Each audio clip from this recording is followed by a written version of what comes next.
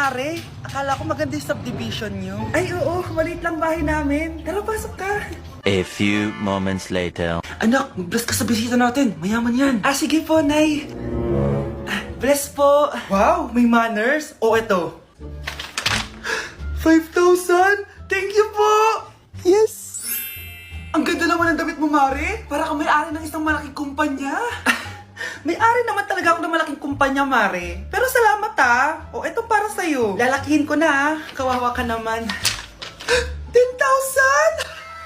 Ba't ka pala napunta dito, Mare? Naghahanap kasi ako ng jowa ng anak ko. Bibigyan ko ng 1,000,000, brand new car, at house and lot kung sino man ang mapili ng anak ko. Ay, oo, Mar! Saktong-sakto, single tong anak ko.